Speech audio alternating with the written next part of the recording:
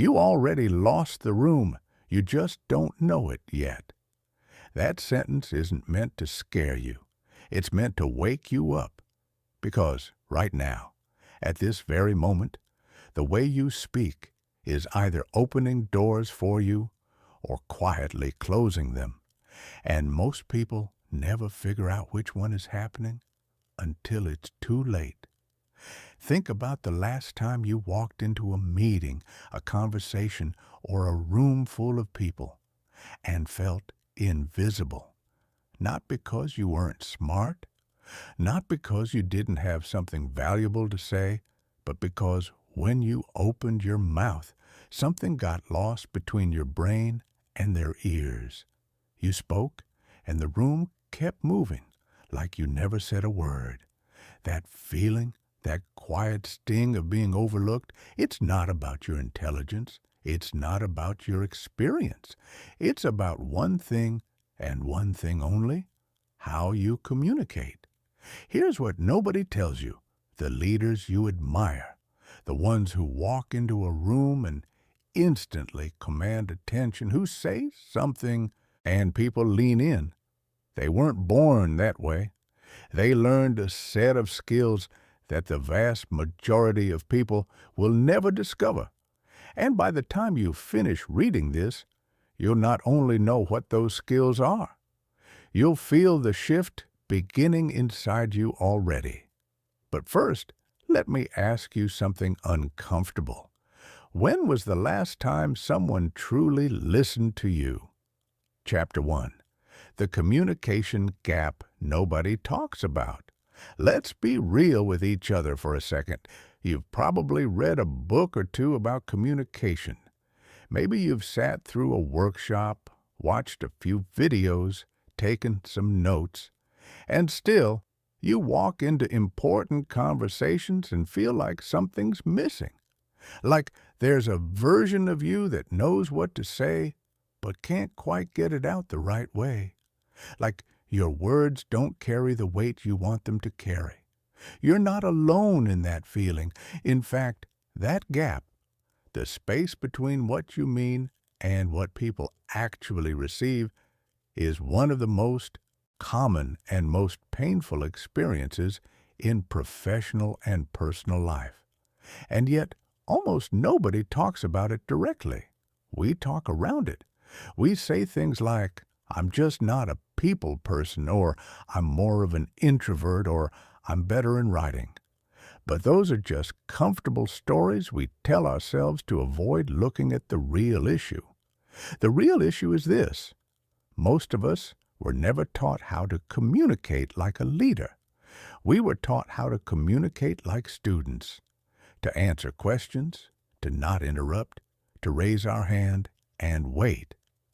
Then we entered the professional world and somehow expected that those rules would carry us. They don't. The rules change completely once you're an adult trying to build influence, earn respect, and actually be heard. Think about it this way. Imagine you've been playing guitar your whole life, but you only ever learned 3 chords. You can strum along just fine at a casual gathering. But the moment someone hands you a stage and an audience, those 3 chords aren't going to cut it. You need more. You need depth. You need a fuller range of expression. That's where most people are with their communication. 3 chords. And they wonder why the audience isn't responding. The 7-second reality. Here's something that might sting a little. Research consistently shows that people form impressions of others within the first 7 seconds of hearing them speak. Not 7 minutes, not 7 hours. 7 seconds. In those 7 seconds, your brain, and the brains of every person in the room, is processing your tone, your pace, your word choice, your energy, and your body language simultaneously. And it's making decisions. Is this person confident? Is this person worth listening to? Should I trust what they're about to say? You don't get to opt out of this process. It happens automatically. beneath the level of conscious thought, which means that even if your content is brilliant, even if your ideas are genuinely valuable, if the delivery sends the wrong signals, people have already tuned out before you hit your main point. This isn't judgment. This is biology. And once you understand it, you stop being frustrated by it and start working with it instead of against it. The 3 patterns that keep you stuck over the years, watching how people communicate in high-stakes situations, job interviews, leadership meetings, difficult personal conversations, 3 patterns show up again and again in people who feel unheard and underestimated. Pattern 1. Seeking permission through language. This one is subtle, but once you see it, you can't unsee it. It sounds like this: I think maybe we could possibly consider trying, or I'm not sure if this is right, but, or sorry to interrupt, but every one of those phrases is a form of asking permission to be taken seriously. And here's the painful truth. When you ask for permission to be taken seriously, people subconsciously decide not to take you seriously, not because they're cruel, because language is a social signal, and those phrases signal uncertainty, not leadership. Pattern 2. Upward inflection at the end of statements. This is when your voice rises at the end of a declarative sentence, turning a statement into a question. We're going to launch the project next quarter? Instead of, we're launching the project next quarter. The difference in meaning is enormous. One sounds like you're hoping people will agree. The other sounds like you've already decided. Leaders state, followers ask. Pattern 3. Communicating reactively instead of intentionally. Most people enter conversations without a clear sense of what they want the conversation to accomplish. They're just responding to whatever comes up, whatever direction things go, whoever speaks the loudest. This reactive communication style keeps you perpetually behind, always catching up, never setting the tone. Leaders don't react to conversations. They architect them. They know before they walk into a room what emotional state they want to create, what outcomes they want to generate, and how they want people to feel when they walk out.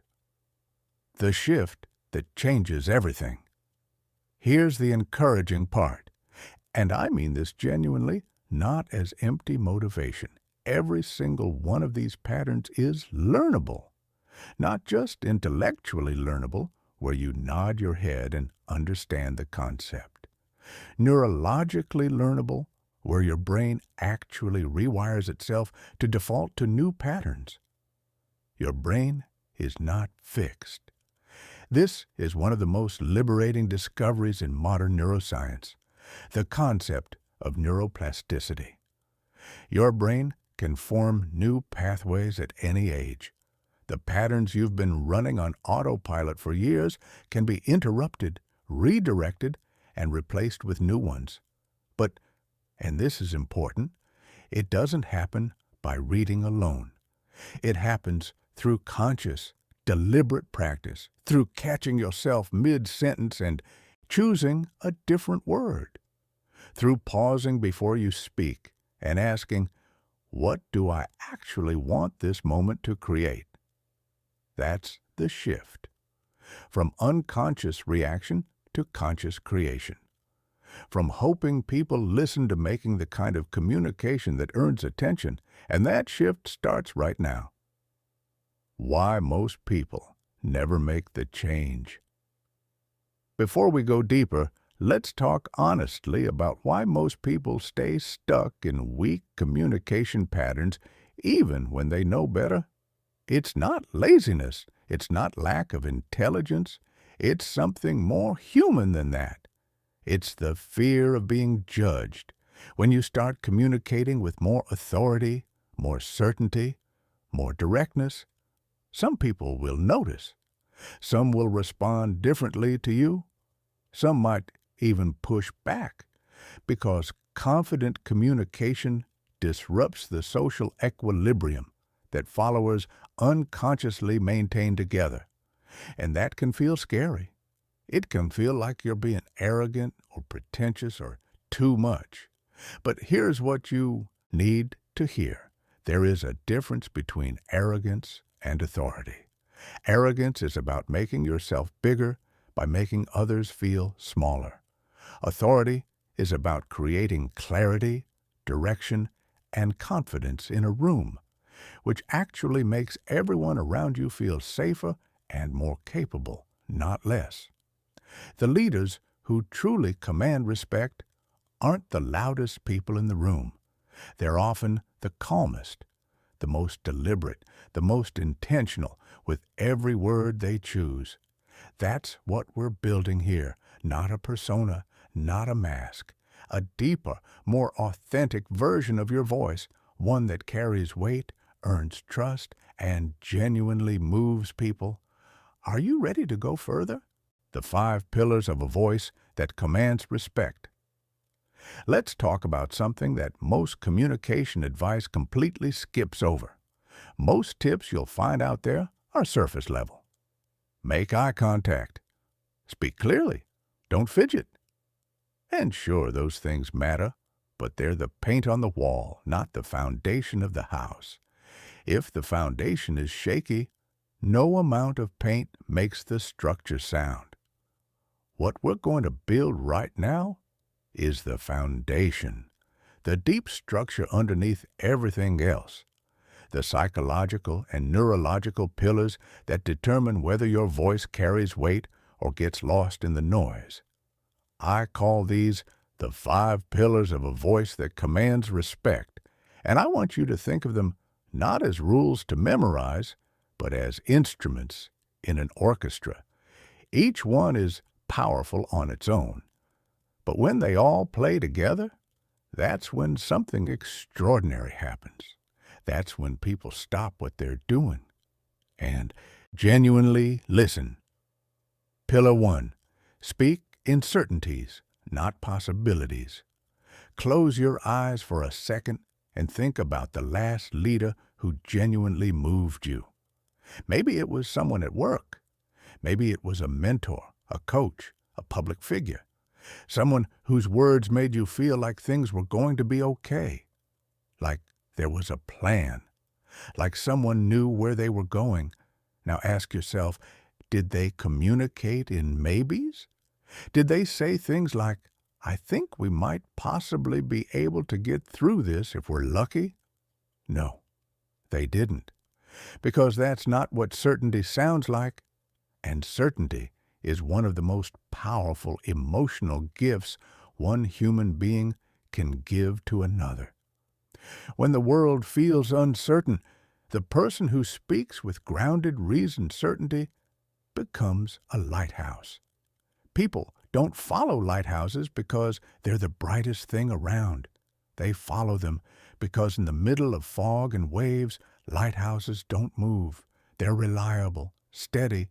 You can orient yourself around them. That's what certainty in communication does. It gives people something solid to hold on to. Now, and this is critical, certainty doesn't mean pretending you have all the answers. That's not certainty. That's performance.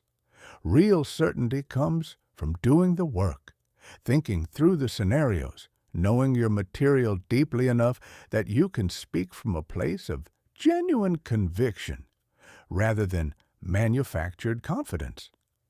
The shift in language is simple but profound. Instead of, I think we might want to consider this approach, try, here's what we're going to do, and here's why it works.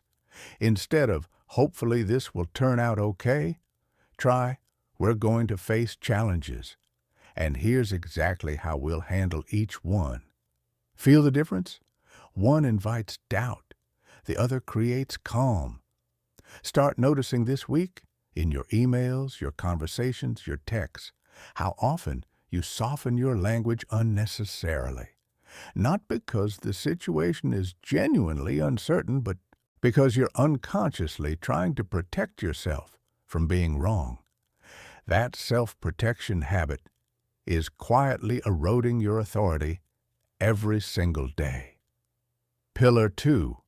Declare more. Question less.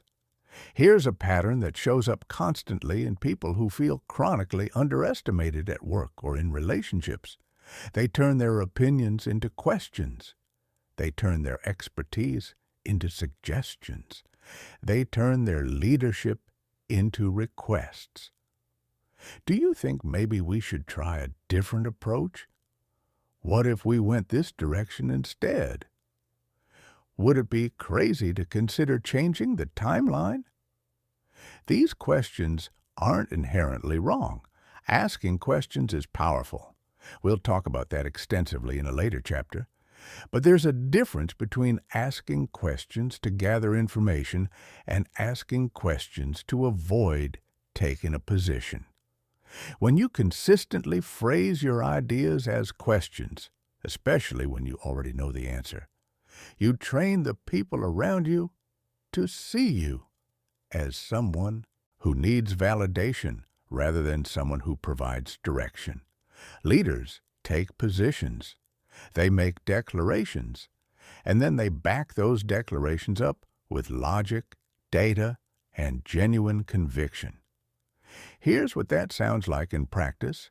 Instead of, "Do you think we should move the deadline up?" Try, "We're moving the deadline up by 2 weeks. Here's why that's the right call, and here's how we make it work."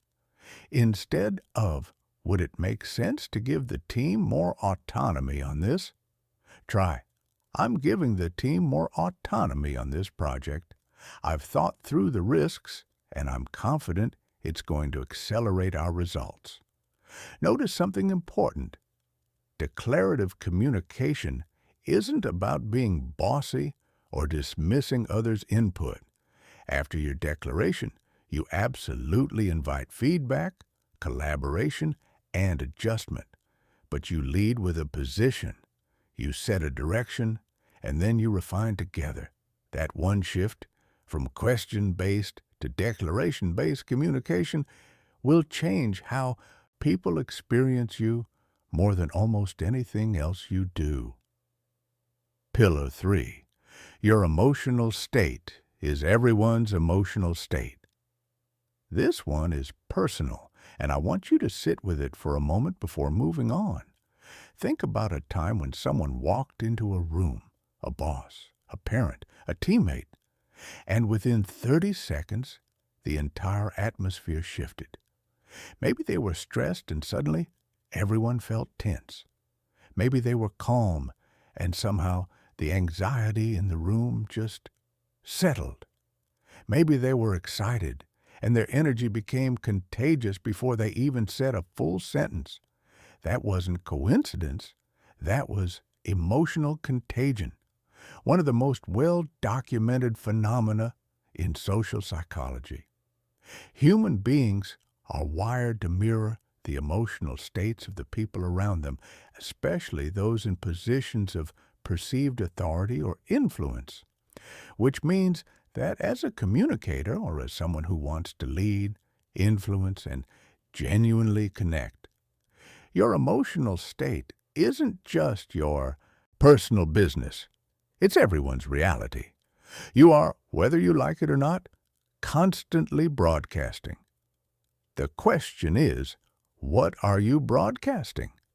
If you're walking into conversations carrying stress, frustration, or anxiety, those emotions are leaking out through the micro variations in your voice, the tension in your jaw, the speed of your breath, the words you reach for under pressure, and the people around you are picking all of that up unconsciously. This is why emotional regulation is not a soft skill. It's a leadership skill, a survival skill, and it's something you can develop with intentional practice. What emotional regulation looks like in communication. When you're frustrated, your voice stays measured instead of sharp. When you're anxious, your breath stays deep instead of shallow. When you're excited, your energy elevates others rather than overwhelming them. When you're disappointed, you express it cleanly and move toward solution rather than letting it bleed into everything else. This doesn't mean suppressing your emotions. Suppression doesn't work. And anyone who tells you to just stay professional without teaching you how to process emotion is giving you a recipe for internal pressure that will eventually explode. Real emotional regulation means feeling the emotion fully and then choosing your response rather than reacting from it. One practice that genuinely helps. Before any important conversation, take 60 seconds to check in with yourself. How am I feeling right now? What am I carrying into this room? What emotional state do I want to bring in? And how do I get there? That 60-second pause is the difference between a reactive communicator and a conscious one. Pillar 4. The power of slowing down speed is a disguise.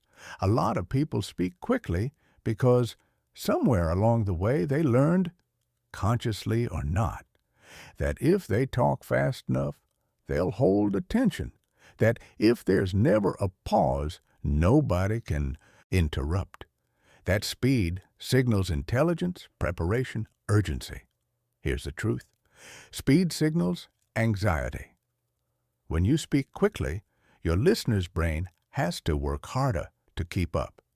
And while it's working hard to process your pace, it has less capacity to actually absorb your content. You end up saying more words while landing fewer ideas.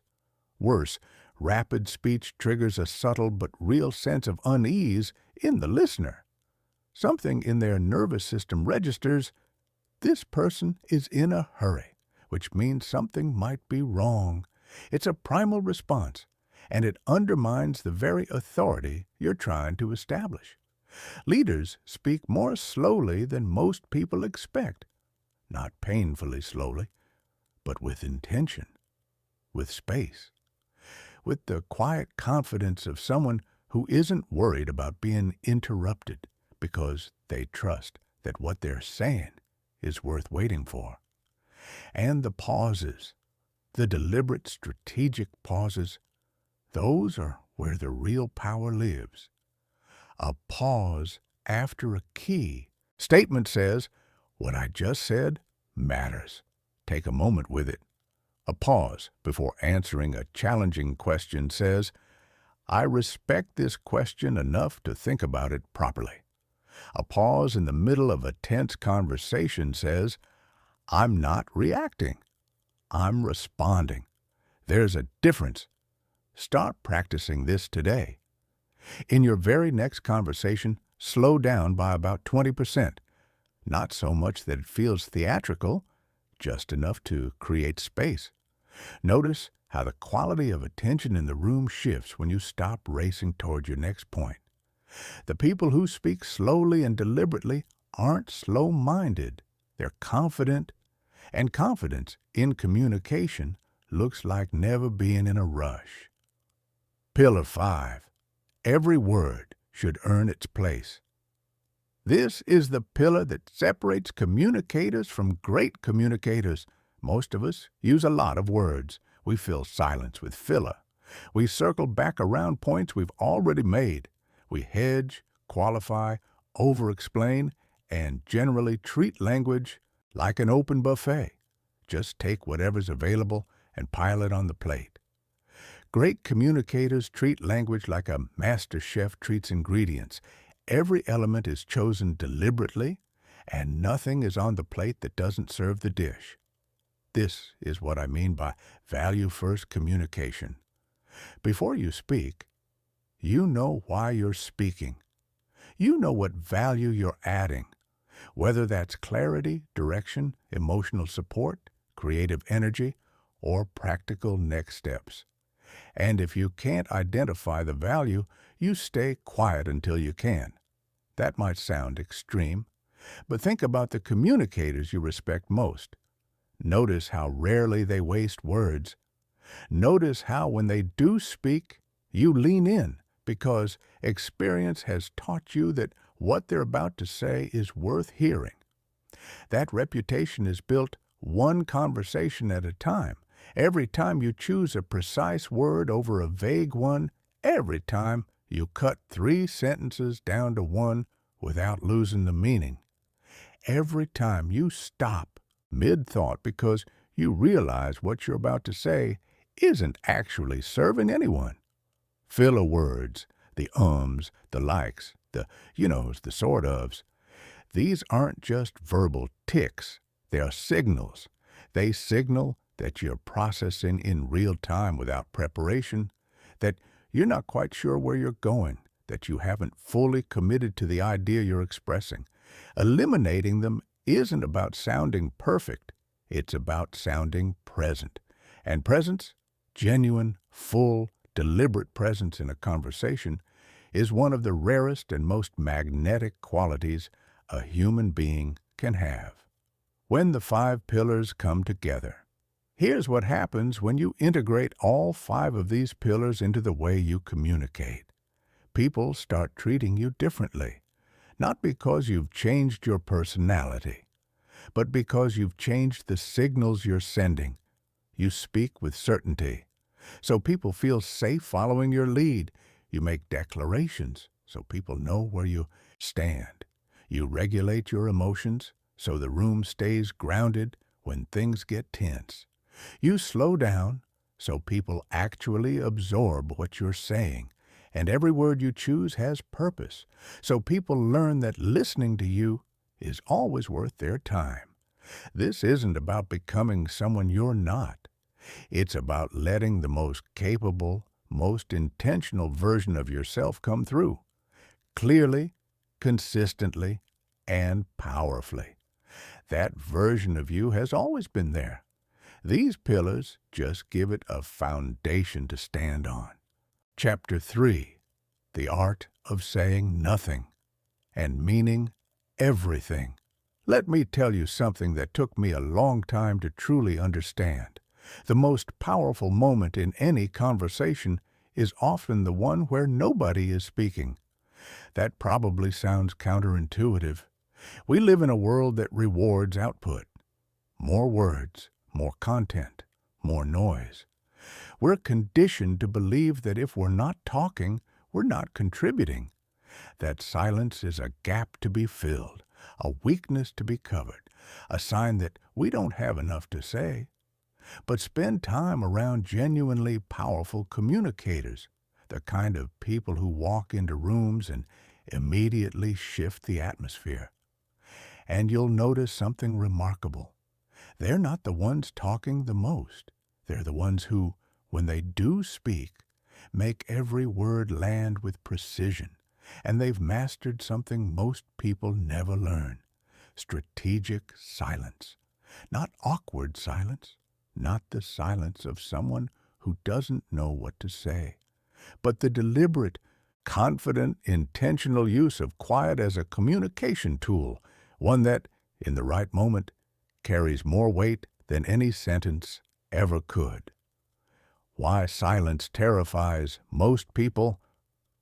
Before we talk about how to use silence powerfully, let's talk honestly about why it's so hard. Most of us experience silence in conversation as social pressure. Has something gone wrong? When the talking stops, an alarm goes off somewhere in the nervous system. Fill this, fix this, say something, anything. And so we do. We rush in with the first thought that comes to mind, not because it's valuable, but because the discomfort of silence feels more urgent than the quality of what we're about to say. We over-explain. We repeat ourselves. We qualify statements we'd already made perfectly. We talk ourselves out of strong positions by adding unnecessary caveats just to fill the air. Sound familiar? This pattern has roots that go deep.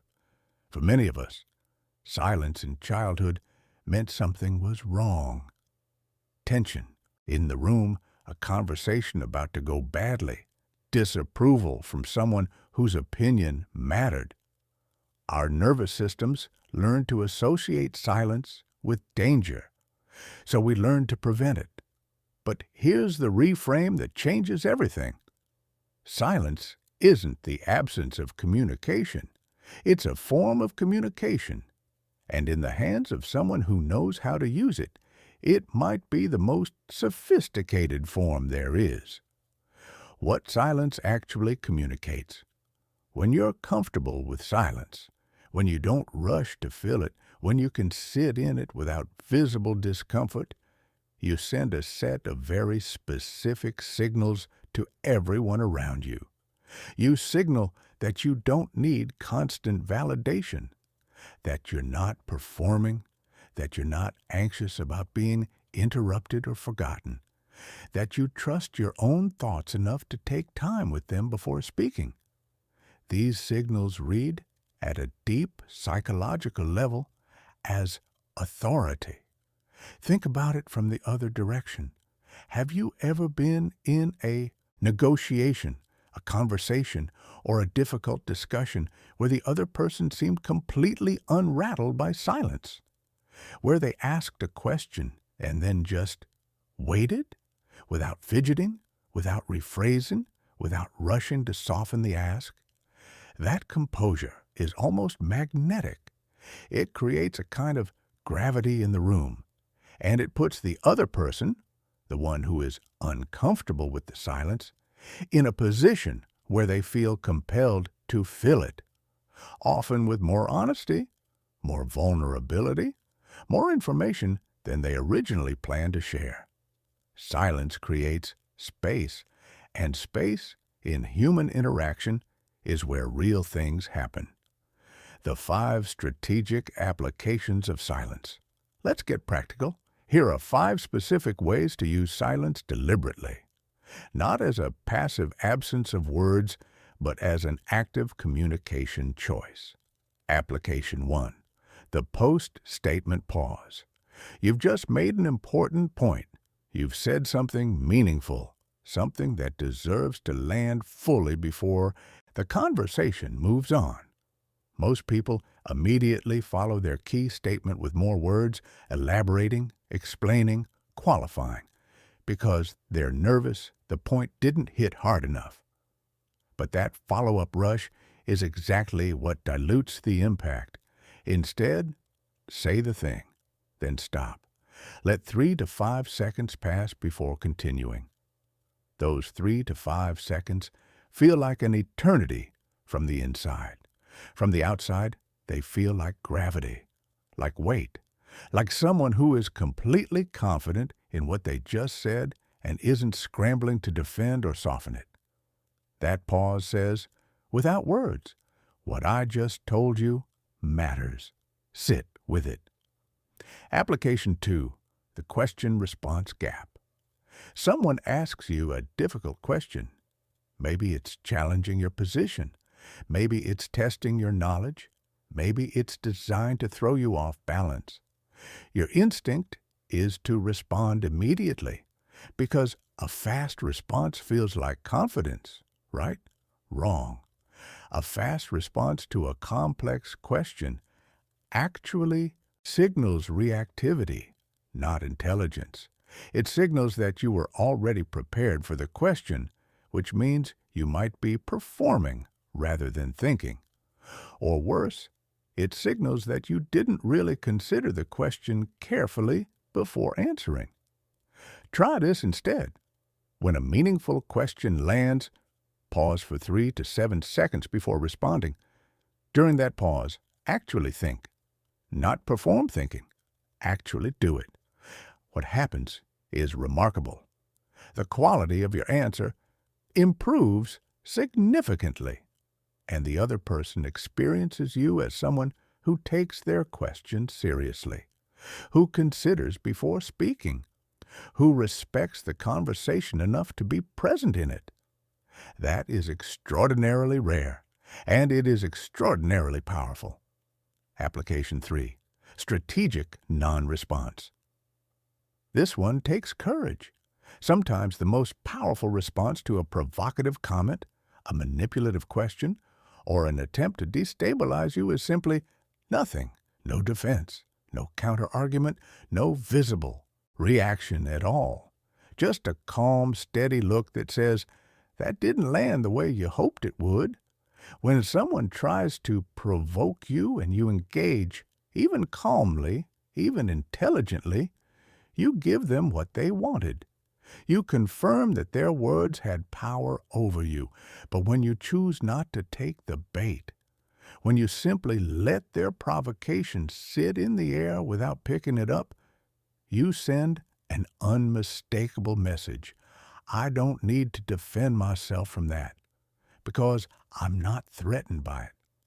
This technique is incredibly difficult in the moment. Every instinct screams at you to respond, to clarify, to correct. Resist that instinct. Choose silence. And watch how quickly the dynamic shifts. Application 4. The listening pause. This application is less about strategy and more about genuine respect, and people feel the difference. In the middle of a complex discussion, a great communicator will periodically pause and say something like, "Let me stop here for a moment. I want to make sure I'm understanding where you're coming from before I continue." Then they actually listen fully, without preparing their next point while the other person talks. This pause accomplishes several things simultaneously. It demonstrates that you value the other person's perspective enough to genuinely seek it. It gives you real-time feedback on whether your message is landing the way you intend, and it prevents one of the most common communication failures: talking past each other in parallel monologues that never actually connect. Genuine listening is rarer than you think. And when people experience it, when they feel truly heard rather than just waited out, they open up. They trust more. They engage more. And they become far more receptive to what you have to say when it's your turn to speak. Application 5. The decision pause. Someone asks you for an immediate answer on something important. They want a commitment, a decision, a response right now. The pressure of that moment is real. And it's exactly the kind of pressure that leads to reactive decisions you later regret. A leader's response: "This deserves a thoughtful answer. Let me take a day to sit with it and come back to you with something complete." That response does something powerful. It signals that you don't make important decisions carelessly, which makes your eventual answer carry far more weight. It gives you space to actually think rather than react. And it models a form of self-respect that others unconsciously recognize and admire. You don't have to have an answer just because someone wants one right now. Real authority includes the authority to say, "This matters enough to take seriously." How to get comfortable with silence. A practice. If silence genuinely makes you uncomfortable, and for most people it does, here's a simple practice to start building your tolerance. In your next 3 conversations, pick one moment in each where you would normally rush to fill a silence. Maybe it's after you make a point. Maybe it's when someone finishes speaking. Maybe it's when a question is asked of you. In that moment, instead of immediately speaking, count to 3 internally, just 3 seconds. Breathe. Let the silence exist. Notice what happens. Notice how the other person responds. Notice whether the silence actually causes the problems you feared or whether something more interesting happens instead. Do this for a week. Then stretch it to 5 seconds. Then 7. Build the muscle gradually in low-stakes situations so that when a high-stakes moment arrives, a difficult negotiation, a critical presentation, a tense conversation. You have actual capacity to use silence as a tool rather than scrambling to escape it. Silence is a skill. Like any skill, it gets easier and more natural with practice. And the leaders who have truly mastered it will tell you the same thing. Once you learn to be comfortable in silence, you will never again feel the need to fill a room with words just to be heard, because the words you do choose will be enough. Chapter 4. How the words you choose create the reality others experience. Here's a question I want you to sit with seriously. Do you believe that the words you use are just describing reality, or do you think they might actually be creating it? Most people assume the former. Words are labels. They point at things that already exist. You see a problem, you call it a problem. You see an obstacle, you call it an obstacle. Language is just the map. And the territory is what it is, regardless of what you call it. But neuroscience, psychology, and the lived experience of virtually every great leader in history tell a different story.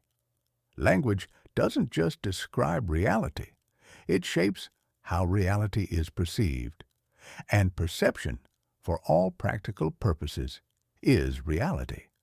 The words you choose, the frames you establish, the metaphors you reach for, the narrative you construct around events, are actively programming how you and everyone around you think, feel, and respond to whatever is happening.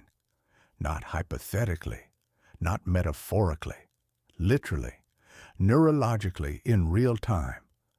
This is what leaders understand that most people don't. And it's one of the most transformative insights you can carry into your daily communication. The same facts, completely different worlds. Let me show you how dramatic this is with a simple example. Imagine your team has just missed a major deadline. That's the fact. Now watch how different framings of that same fact create completely different psychological realities. Framing A. We failed to deliver on time. This is a significant setback, and it raises serious questions about our ability to execute. Framing B. We hit a wall on this timeline, and that wall just showed us exactly where our process needs to be stronger. We now have information we didn't have before, and we're going to use it. The deadline was missed in both versions. Nothing changed about the facts, but the first framing creates shame, defensiveness, and contraction. The second creates accountability, learning, and forward momentum. Which team do you think performs better in the weeks that follow? This isn't spin. It isn't manipulation. It's leadership, taking conscious responsibility for the psychological environment you create through the language you choose. The 7 frames that separate leaders from everyone else. There are specific framing patterns that show up consistently in effective leaders, and specific counter patterns that consistently show up in people who struggle to generate momentum and influence. Let's walk through the 7 most important ones. Frame 1. Possibility versus problem. The default human response to a challenge is to frame it around what's broken, what's missing, what's not working. This is natural. Our brains are wired for threat detection, and framing around problems is a form of threat assessment. But leaders redirect this instinct. They acknowledge the problem genuinely without minimizing it, and then immediately reframe toward what's possible. We have a serious budget gap becomes we have a constraint that's going to force us to be more creative and more strategic than we've ever been. The problem doesn't disappear. but it stops being the destination and starts being the starting point for a more interesting conversation. Frame 2. Growth versus fixed. Fixed framing treats the current situation as permanent. This is just how things are. We've never been able to do that. That's not how this industry works. Growth framing treats everything as provisional, as a current state that can be developed, expanded, and changed. We've never done that before because we haven't figured out how to do that yet. That one word, yet, is not a small thing. It's a completely different relationship with possibility. And over time, the culture that word creates is fundamentally different from the culture that forms around fixed framing. Frame 3. Agency versus victim. Victim framing focuses on external circumstances, other people's behavior, and factors outside your control. It's the framing of helplessness, even when it's entirely understandable and justified. Agency framing doesn't deny the external reality, but it relentlessly redirects toward what you can do, what you can influence, what you can choose, even within constraints. The market is working against us and there's not much we can do because the market has shifted significantly, and here are 3 moves we can make right now to respond. Agency framing is energizing. Victim framing is exhausting. And over time, the teams and relationships built around each one look completely different. Frame 4. Collaboration versus competition. Competition framing positions people against each other. Departments against departments. Individuals against individuals. Us against them within the same organization. Collaboration framing positions the challenge as the external thing everyone is fighting together, and the people in the room as allies in that fight, not rivals. This shift sounds simple, but it changes meeting dynamics, decision-making quality, and relationship depth in profound ways. When people feel like they're on the same team, they bring their best thinking. When they feel like they're competing, they protect their thinking. Frame 5. Learning versus judgment. Judgment framing categorizes outcomes as success or failure, right or wrong, good or bad. It creates a culture where people are afraid to take risks because mistakes get labeled as character flaws rather than data points. Learning framing treats every outcome, including the disappointing ones, as information that improves future decisions. That didn't work becomes, now we know something we didn't know before. Let's talk about what this tells us. This reframe is the difference between teams that repeat the same mistakes and teams that actually get smarter over time. Frame 6. Abundance versus scarcity. Scarcity framing operates from the assumption that resources, time, money, opportunity, recognition, are fundamentally limited. That if someone else wins, you lose. That there's not enough to go around. Abundance framing operates from the assumption that creative thinking can expand what's available, that new approaches can generate new resources, that collaboration can create value neither party could produce alone. People who communicate from scarcity tend to hoard information, avoid sharing credit, and approach every conversation as a negotiation they need to win. People who communicate from abundance tend to be generous with knowledge, quick to recognize others, and genuinely oriented toward collective success.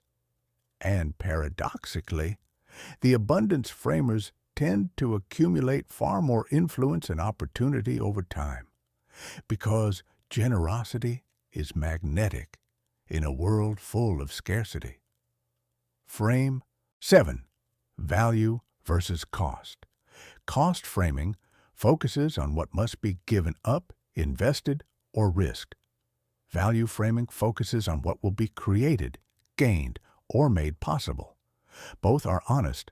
Both are real. But the frame you lead with determines the emotional response you generate. And emotional response determines whether people move toward your idea or away from it. This initiative will require significant time and resource investment versus this initiative is going to build a capability that puts us 2 years ahead of where we'd otherwise be. Same initiative, completely different psychological response. The habit of conscious framing. Here's what I want you to take away from this chapter, not just intellectually, but as a genuine practice. Before any important conversation, email, meeting, or presentation, pause for 30 seconds and ask yourself, what frame am I about to bring into this?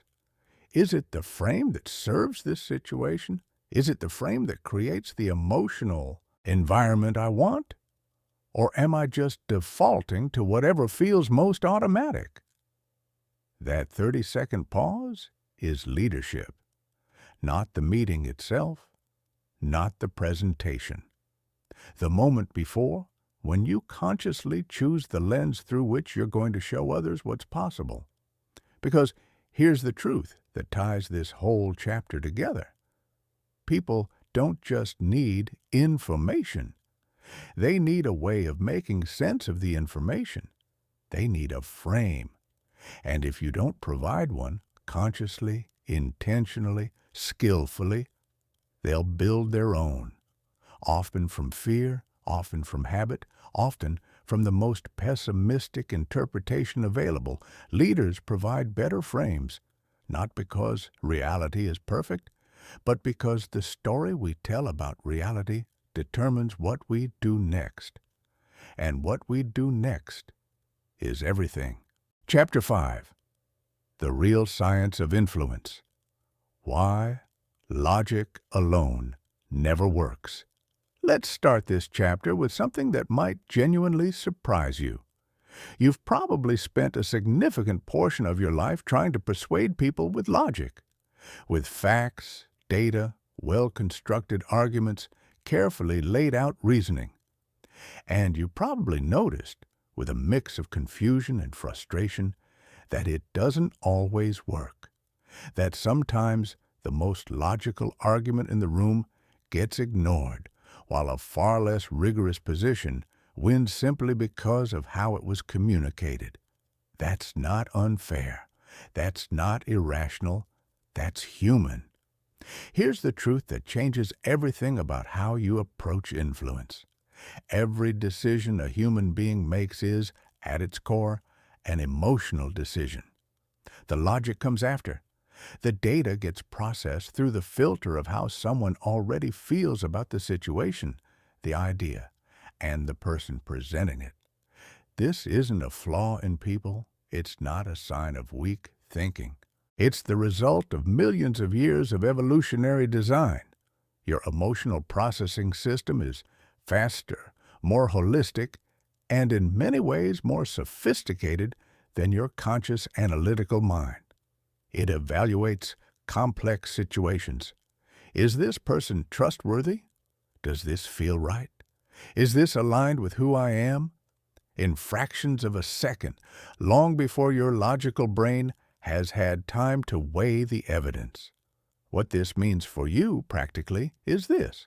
If you want to genuinely influence someone, you have to speak to both the emotional and the logical system simultaneously. Lead with emotion, follow with logic, and wrap it in a genuine human connection that makes the other person feel seen, understood, and respected. That's not manipulation. That's communication that actually works. The 6 principles of genuine influence. Principle 1. Give before you ask. There's a deep biological truth embedded in human social behavior, one that shows up across every culture, every era, every context. When someone does something valuable for you, You feel a natural pull to reciprocate. This isn't politeness, it's neurology. The reciprocity response is wired into us as a survival mechanism. In communities where mutual support determined who lived and who didn't, those who returned favors thrived. That wiring is still very much active in every person you interact with today. What this means for influence is simple but profound. Lead with genuine contribution. Before you ask for anything, support, agreement, commitment, behavior change, invest in the other person's success first. Share an insight that genuinely helps them. Connect them with someone valuable. Solve a problem they've been struggling with. Recognize a contribution that deserves recognition. Offer your time, your expertise, or your attention without any visible expectation of return. When you do this consistently and authentically, something shifts in how people relate to you. You stop being someone who wants things from them and start being someone who creates value for them.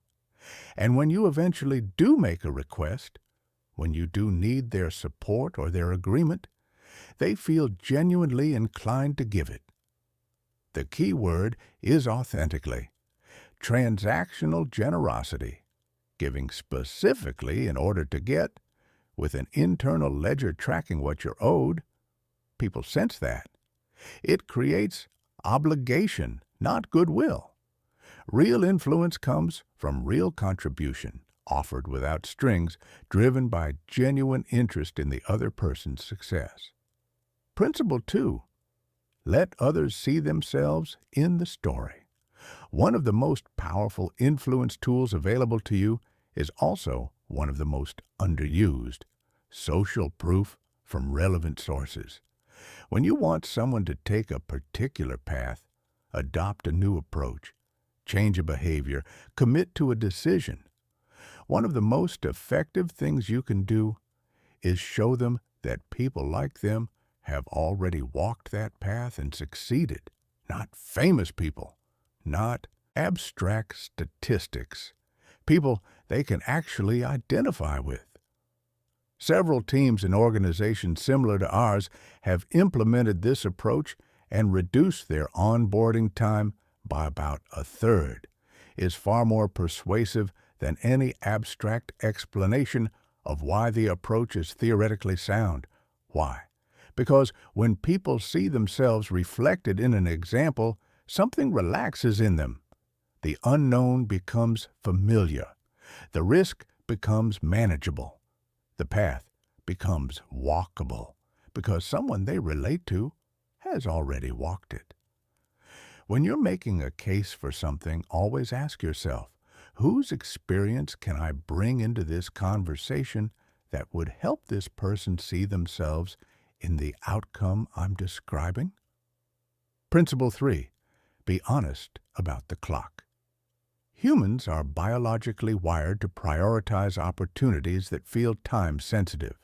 This is called urgency bias. And while it can certainly be exploited manipulatively, it can also be communicated with complete integrity. Most valuable things really do have time limits. Most windows of opportunity really do close. Most decisions that get deferred indefinitely really do result in outcomes nobody wanted. Ethical urgency communication means representing these realities honestly and clearly and are not manufacturing false deadlines to pressure people into decisions they haven't fully considered, but ensuring that genuine time constraints are communicated with appropriate clarity. The budget allocation for this initiative gets decided at the end of this quarter. If we want to be positioned for it, we need to move in the next 2 weeks. That's honest urgency. That's helping someone understand the landscape so they can make an informed decision. What you never do is create urgency that doesn't exist. Not because it's ineffective, it often works short-term, but because When people realize they were pressured under false pretenses, the trust damage is deep and lasting. And trust, once broken, is extraordinarily expensive to rebuild. Principle 4. Help people commit to their own goals. Here's a paradox worth understanding. People are far more committed to decisions they reach themselves than to decisions handed to them, even when the decisions are identical. This is why the most effective form of influence often looks like asking questions rather than making arguments. Not manipulative questions designed to lead someone to a predetermined conclusion, but genuine questions that help them clarify their own thinking, articulate their own goals, and see their own path forward. When you help someone say out loud what they want, and then show them clearly how a particular course of action connects to that stated desire, you create internal alignment. They're not following your agenda. They're pursuing their own. You've simply helped them see how. What's the outcome you're most hoping for from this project?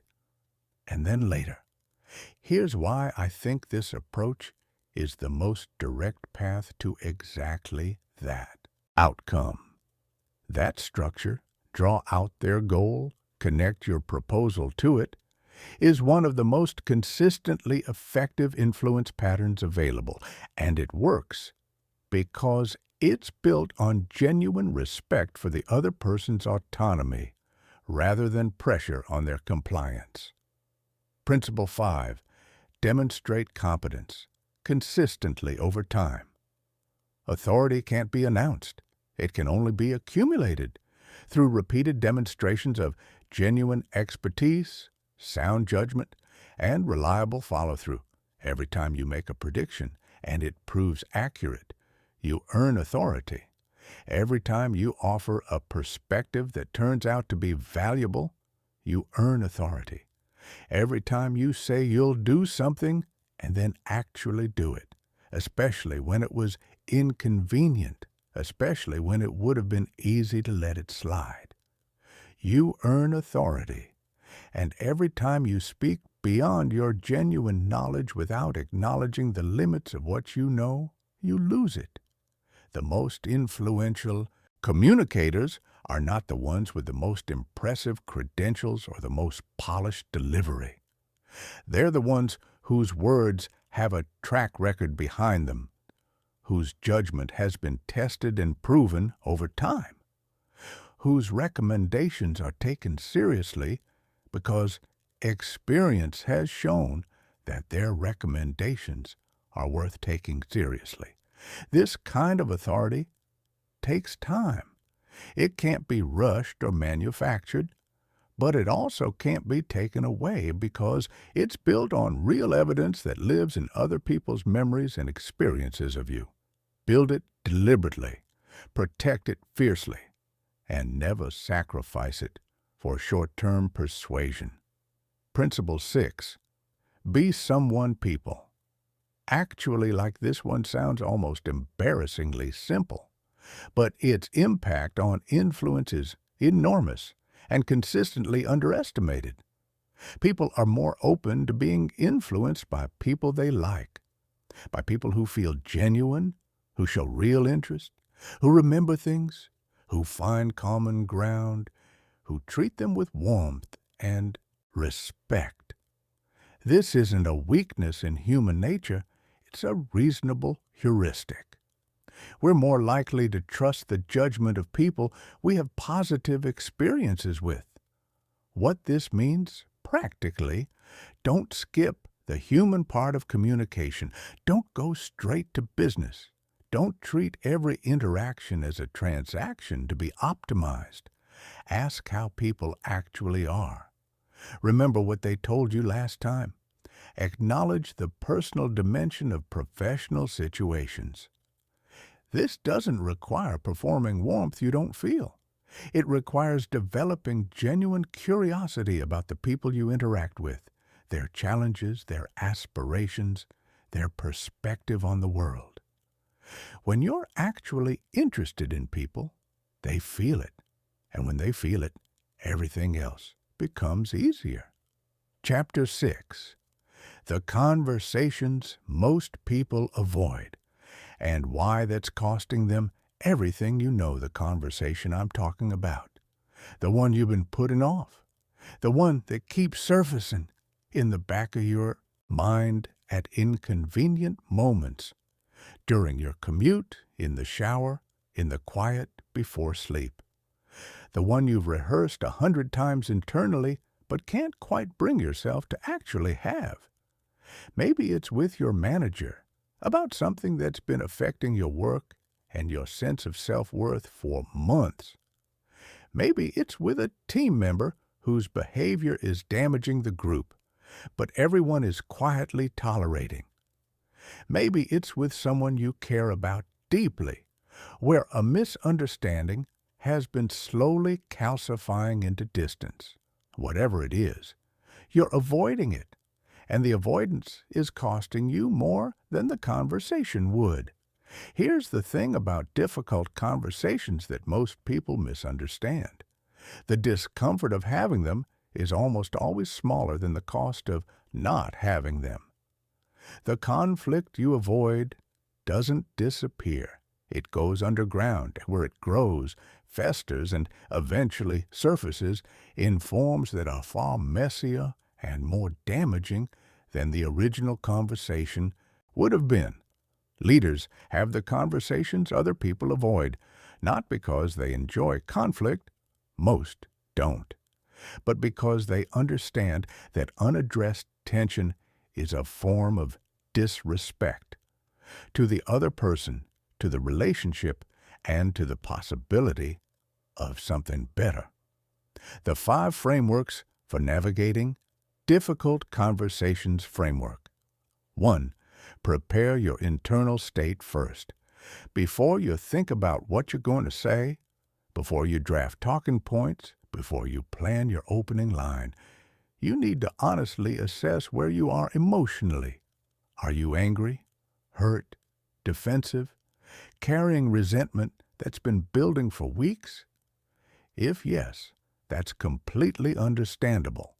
And it's also important information, because if you walk into a difficult conversation from any of those states without processing them first, those emotions will leak into every word you say, regardless of how carefully you've crafted your language.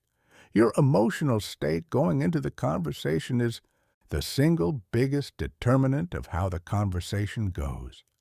More than your choice of words, more than your timing, more than your argument. So before anything else, process the emotion privately. Journal it out. Talk it through with someone you trust. Go for a run. Do whatever your nervous system needs to move from reactive to regulated before you sit down with the other person. This isn't about suppressing how you feel. It's about ensuring your feelings serve the conversation rather than hijack it. Framework 2. Understand their side, genuinely, before you share yours. This is the step that most people skip, and it's the step that determines whether a difficult conversation becomes a breakthrough or a battle. Before entering any conflict conversation, invest real time trying to understand the other person's perspective, not to agree with it, not to validate it if you genuinely think it's wrong, but to actually comprehend it, to understand how the situation looks and feels from where they're standing. Ask yourself, what pressures might they be under that I'm not aware of? What past experiences might be shaping their current behavior?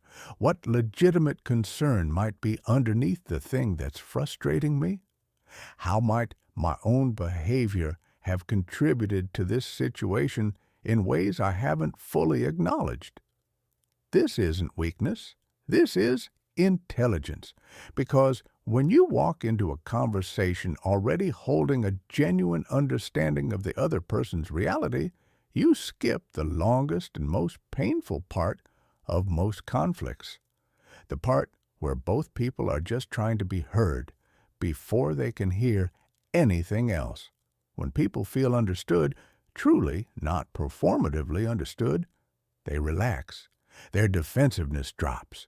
Their openness increases. And suddenly, a conversation that was destined to be a battle has the possibility of becoming something genuinely productive. Framework 3. Focus on interests, not positions. Most conflict conversations get stuck because both people are arguing from fixed positions. I want X. They want Y. These things are incompatible. Therefore, we are stuck. But positions are surface expressions of deeper interests, and interests are almost always more flexible and more compatible than positions. Your position might be, I need this project deadline extended.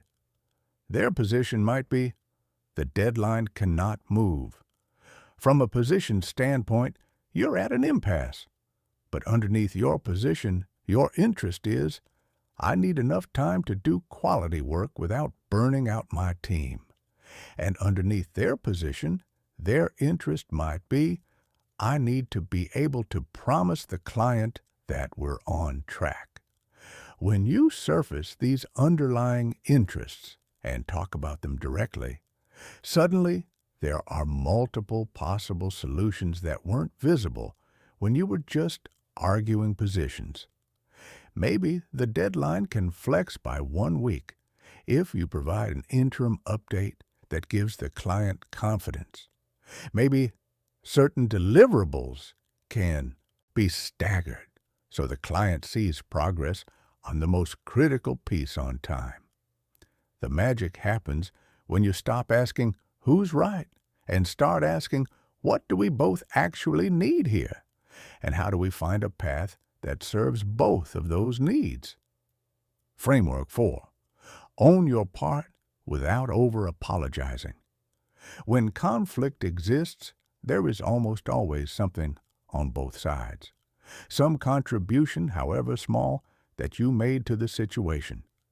Some moment where a different choice on your part might have prevented or reduced what followed.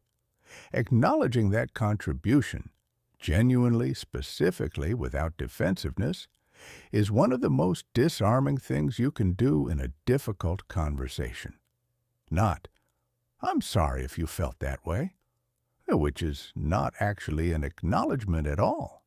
But I realize that when I changed the direction of the project without looping you in first, it created extra work for your team and probably felt like I didn't value your input. That was a real oversight on my part, and I want to fix it. That kind of specific, clean accountability does something remarkable to the other person's nervous system.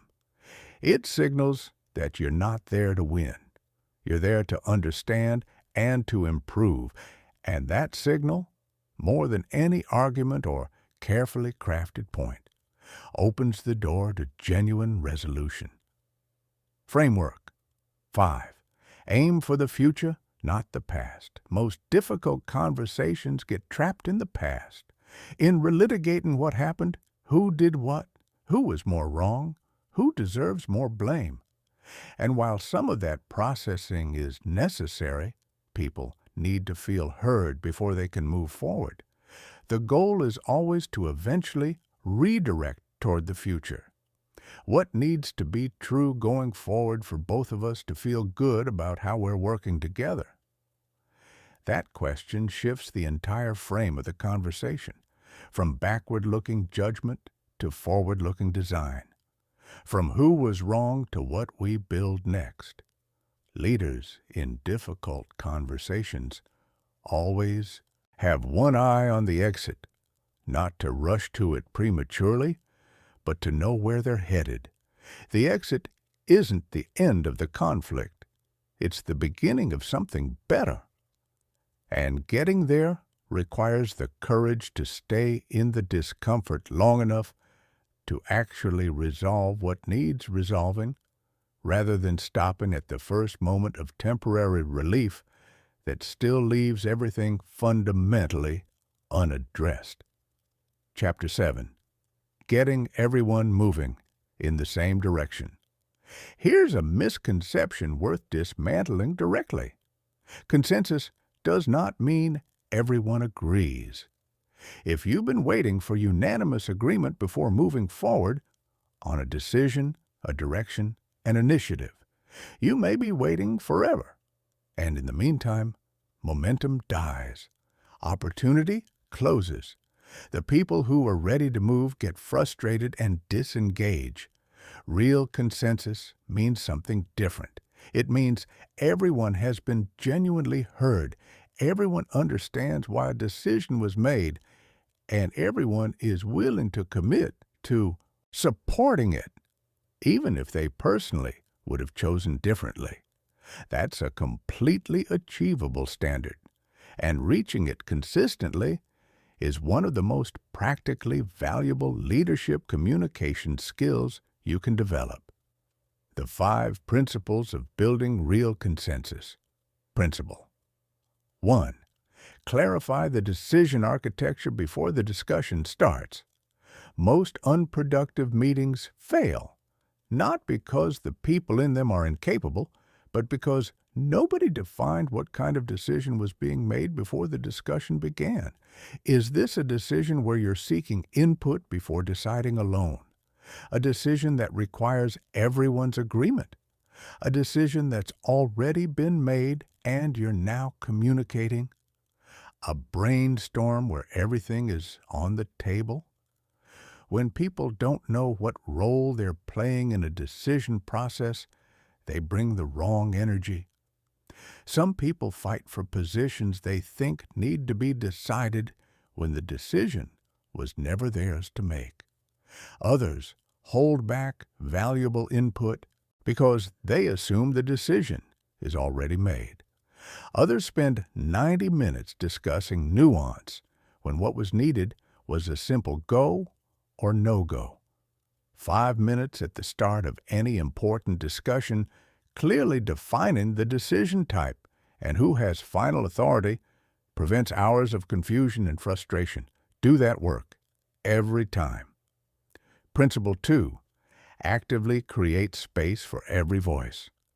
Open discussion formats favor the loudest, the most senior, and the most extroverted. They consistently underweight the perspectives of people who need time to process, who are more junior, or who don't push their views aggressively. This isn't just an equity issue, though it is that. It's a quality issue. Some of the best insight in any room comes from the people least likely to speak up in an open forum. Building structured ways to capture those perspectives isn't about being politically correct. It's about making better decisions. This might look like asking everyone to write down their perspective before anyone speaks. It might look like going around the table specifically so quieter voices get their moment. It might look like breaking into small groups before reconvening, so introverts have processed their thoughts before the large group dynamic takes over. The specific technique matters less than the commitment. Every person in the room has something worth hearing. Your job is to make it structurally easy for them to share it. Principle 3. Name the tensions instead of pretending they don't exist. One of the most uncomfortable and most useful things a leader can do in a decision-making conversation is name the tension in the room explicitly. There's a real tension here between speed and thoroughness, and I don't think we can fully optimize for both. Let's talk openly about what we're willing to trade off. That kind of direct honesty about competing priorities does something that false consensus never can. It creates trust. People know the tensions are real. When you name them openly, you signal that this is a space where reality is welcome, where difficult trade-offs don't get swept under the rug, where the decision that gets made is based on an honest assessment of the situation rather than a convenient fiction, everyone pretended to believe. People commit more deeply to decisions made in that kind of honest environment, even decisions they didn't prefer, because they trust the process that produced them. Principle 4. Surface dissent before it becomes sabotage. Here's something that happens all the time in organizations. A decision gets made in a meeting, everyone nods, the meeting ends, and then nothing happens. Or worse, quiet resistance forms beneath the surface that slowly undermines implementation. This almost always means that somebody, or several somebodies, had reservations they didn't feel safe enough to voice in the meeting. Leaders actively prevent this by explicitly inviting dissent before closing a decision. Before we commit to this direction, I want to hear the strongest case against it. What are we not seeing? What could go wrong? Who would this hurt that we haven't fully considered? This isn't about being indecisive or second-guessing every move. It's about pressure-testing decisions before they're locked in, when adjustment is still easy, rather than after implementation has begun, when course correction is expensive and embarrassing. The teams that do this consistently make better decisions and implement them more effectively, because the people doing the implementing genuinely believe in the process that produced the decision. Principle 5. Close with specific commitments, not general agreement. General agreement is almost worthless as an outcome. Great. So we're all aligned on this direction, followed by no specific discussion of who does what by when, produces exactly the kind of diffuse, uncommitted follow-through that makes leaders wonder why nothing ever actually changes. Close every decision conversation with explicit specificity. Who is doing what? By when? How will we know if it's working? When are we checking back in? These commitments don't just create accountability, they create ownership. When people articulate specifically what they're going to do, in their own words, in front of their peers, they experience a sense of personal investment in the outcome that vague agreement never produces. The conversation isn't over when everyone agrees on the idea. It's over when everyone has claimed their piece of the implementation. Chapter 8. Staying grounded when everything around you is shaking. You can have every communication skill in this book perfectly polished, but if your nervous system is flooded, if stress has taken your prefrontal cortex offline, none of it will be accessible when you need it most. This is the part of leadership communication nobody wants to talk about, because it requires a level of self-honesty that's genuinely uncomfortable. But it might be the most important part. Your emotional state is the operating system that everything else runs on. If the operating system is crashing, the apps don't work, regardless of how sophisticated they are. So let's talk about what actually happens to your communication under stress and what you can do about it.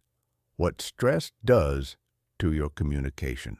When your nervous system perceives threat, and in high-stakes conversations, it genuinely does perceive threat because social threat activates many of the same neurological circuits as physical threat.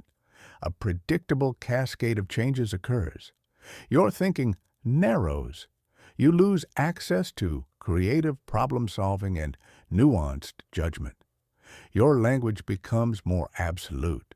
Your listening quality drops dramatically. You interrupt more. You become more reactive to tone and less responsive to content. You default to fight patterns, becoming aggressive and defensive, or flight patterns, withdrawing and shutting down. None of these are conscious choices. They're automatic responses. which is exactly what makes them so dangerous in leadership communication, because they happen before you realize they're happening. And by the time you notice, you've already said the thing you can't take back. The solution isn't to pretend stress doesn't exist. The solution is to build a relationship with your stress response that gives you more choice about how you act within it. 4 practices that actually work. Practice 1. Know your early warning system. Most people don't notice they're stressed until they're already overwhelmed. By then, the options are limited. Start building awareness of your personal early warning signals, the subtle signs that your nervous system is starting to activate before it reaches full flood. For some people, it's a tightening in the chest or shoulders. For others, it's a change in breathing, shorter, shallower. Some people notice their thinking, becoming less flexible, more binary. Some people feel a specific kind of irritability that's different from normal emotional responses. Whatever your signals are, learn them. Because if you can catch the activation early, when it's still a ripple, not a wave, you have far more choices available to you. You can take a breath. You can ask for a moment. You can choose your response rather than be chosen by your reaction. Practice 2. The 60-second reset. Before any conversation that matters, any situation where stress is likely to be present, invest 60 seconds in a simple physiological reset. Find a quiet moment. Breathe in slowly for 4 counts. Hold for 4. Out for 6. The extended exhale activates your parasympathetic nervous system, the branch of your autonomic nervous system responsible for calm, clear-headed functioning. Even 1 or 2 cycles of this creates a measurable shift in your physiological state. This isn't mystical, it's biology. And it's available to you anytime, anywhere, in any situation. The 60 seconds you invest before a difficult conversation is among the highest return investments you can make in your communication effectiveness. Practice 3. Name what you're carrying. There's a practice called affect labeling, and the research behind it is remarkable. Simply naming an emotion you're experiencing, either internally or out loud, reduces its intensity. Not dramatically, not immediately, but meaningfully, enough to create space between stimulus and response. I notice I'm feeling defensive right now. I'm carrying some frustration into this conversation. There's anxiety present for me around this topic. These aren't admissions of weakness. They're acts of self-awareness that create psychological distance from the emotion, moving you from being inside the feeling to being aware of the feeling, from experiencing it as reality to observing it as information. And sometimes, when appropriate, naming it transparently to the other person creates extraordinary trust. I want to be honest with you. I'm feeling some frustration about this situation, and I want to make sure that doesn't get in the way of us actually solving it together. That sentence disarms the room. It models emotional intelligence, and it opens the kind of honest conversation that closed, defended communication never can. Practice 4. Build the muscle before you need it. Emotional regulation under pressure is exactly like physical fitness under physical challenge. If you've never trained, the race will break you. If you've been training consistently, the challenge brings out your best. The training happens in low-stakes moments, the minor frustrations, the small disappointments, the everyday irritations that offer constant opportunities to practice choosing your response rather than defaulting to your reaction.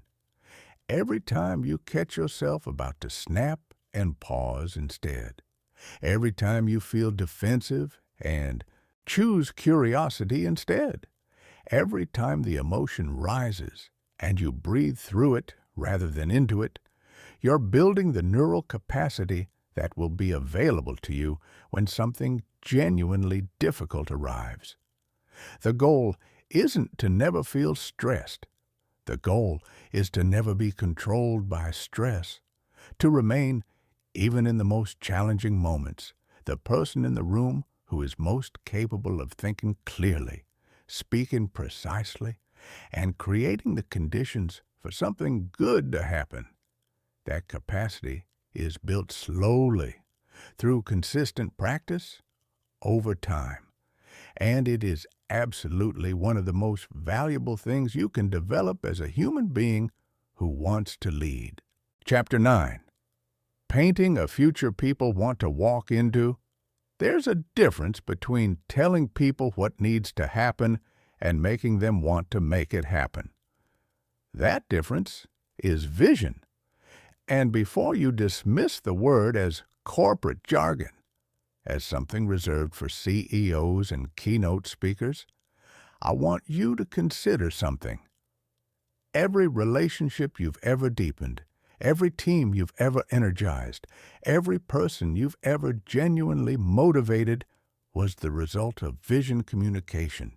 You helped them see something they couldn't quite see on their own. You connected their present effort to a future that felt worth working toward. You made the difficult feel meaningful. That's not a leadership skill reserved for people with titles. It's a human skill, and it's learnable. Why most people fail at inspiring others. The most common mistake in vision communication is focusing on what you want to achieve rather than why it matters to the person you're talking to. Leaders talk about organizational objectives, about metrics and milestones, about growth targets and strategic priorities. And their people listen politely and then go back to their desks largely unmoved, because here's what genuinely moves people. Not what the organization will achieve, but who they will become in the process of achieving it. People don't invest deeply in abstract goals. They invest in opportunities to grow, to matter, to be part of something larger than their daily to-do list. They invest in futures where their specific contribution makes a specific difference. They invest in stories where they are the protagonist, not the supporting character in someone else's narrative. So when you communicate vision, the first question to ask yourself is not, what am I trying to achieve? It's, who is this person? What do they care about? And how does this vision connect to what already matters to them? That shift from organizational framing to personal relevance is the difference between people who show up and people who show up committed. The 5 elements of vision that actually lands. Element 1. Make it sensory, not abstract. Abstract vision doesn't move people. Sensory vision does. There's a significant neurological difference between hearing, "We're going to improve customer satisfaction," and hearing, "Imagine a customer calling our support line on the worst day of their week," and hanging up feeling genuinely better about their situation than when they called. That's what we're building. The second version activates multiple areas of the brain simultaneously: visual, emotional, social. It creates an experience, not just an idea. And experiences are what people remember, commit to, and talk about. When you communicate vision, resist the pull toward abstraction. Reach for the specific, the sensory, the human. Help people feel what success looks like, not just understand it intellectually. Element 2. Acknowledge the hard parts. Honestly, nothing destroys trust in a vision faster than the sense that you're overselling it. that you're glossing over real challenges with manufactured enthusiasm. People are smart. They know when something will be difficult. And when a leader pretends otherwise, they don't feel inspired. They feel managed. They lose confidence in the leader's judgment and in the vision itself. Honest vision communication sounds like this. This transformation is going to require real effort from every one of us. There will be weeks that are genuinely hard. There will be moments where the progress isn't visible yet and the discomfort is. I'm not going to pretend otherwise. And then, critically, and here's why I genuinely believe it's worth it. Here's what becomes possible on the other side of that difficulty. Here's the capability we'll have built, the impact we'll have created, the people we'll have become. That combination, honest acknowledgement of difficulty, followed by genuine conviction about the value, is extraordinarily compelling because it respects people's intelligence while giving them something real to hold on to. Element 3. Give people agency, not just direction. The most inspiring visions don't just describe a destination. They help each person see their specific, irreplaceable role in getting there. We is more powerful than you. Shared ownership is more energizing than received instruction.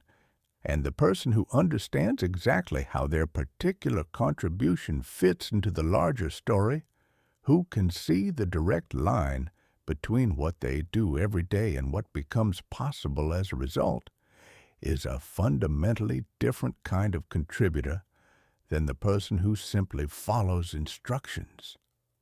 Before communicating vision, ask yourself, does every person in this room know specifically how they matter to this?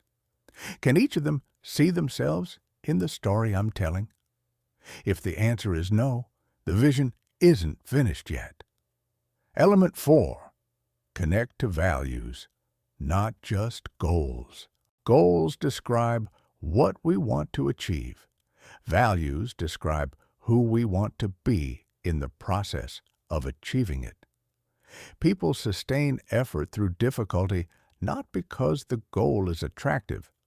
Attractive goals fade when the work gets hard, but because the values being expressed in the pursuit feel essential to their identity. We're going to hit our revenue target is a goal. We're going to build something we're genuinely proud of.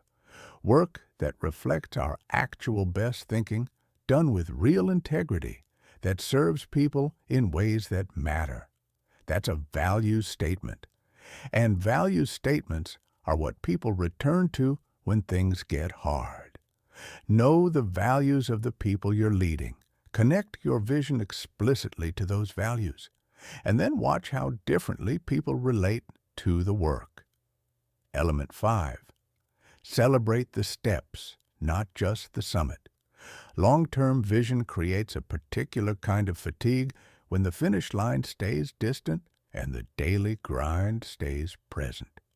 Leaders combat this by making progress visible, by marking milestones, acknowledging growth, celebrating evidence that things are moving, even when the ultimate destination is still far away. This isn't about artificial positivity or participation trophies. It's about helping people maintain the sense of momentum that sustains motivation through extended effort. Every month, you can point to something that's better than it was, a capability that didn't exist before, a result that surprised you, a team that showed up for each other in a new way.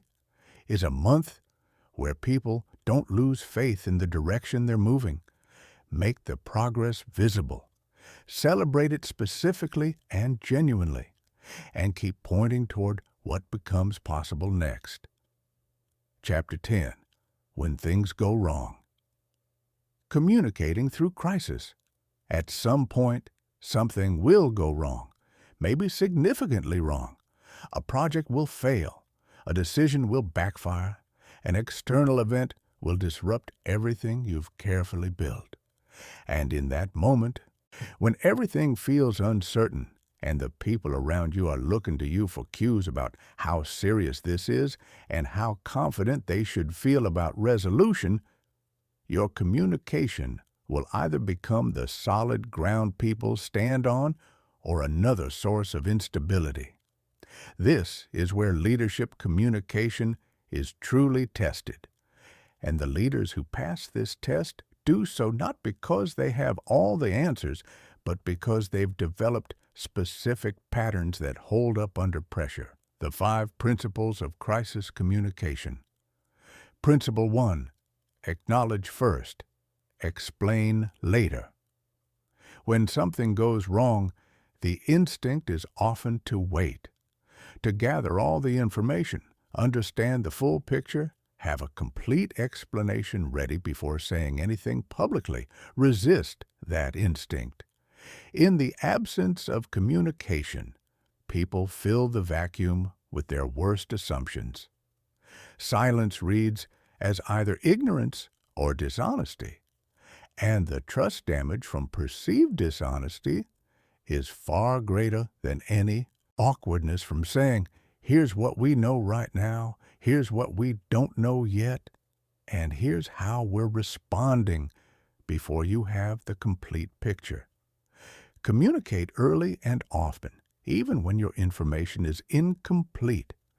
Distinguish clearly between what you know, what you suspect, and what you're still working to understand.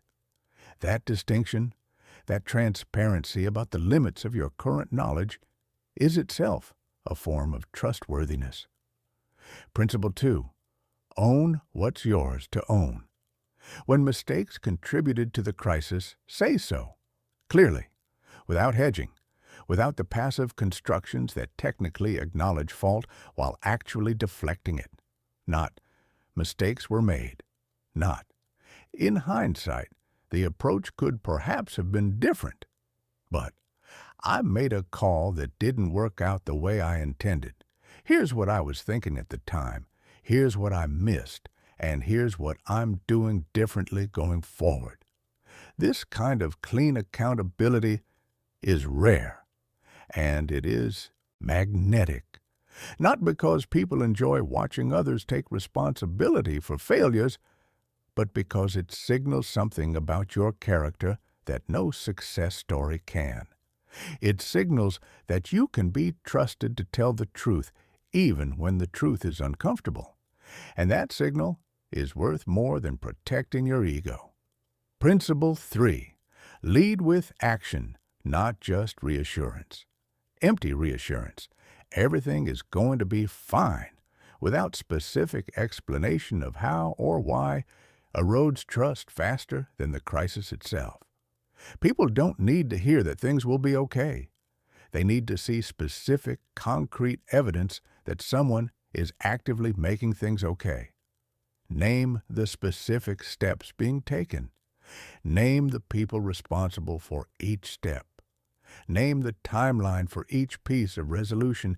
Name the metrics you're using to measure progress. Here's exactly what we're doing. Here's who is doing it. And here is when we expect to have clarity on each piece.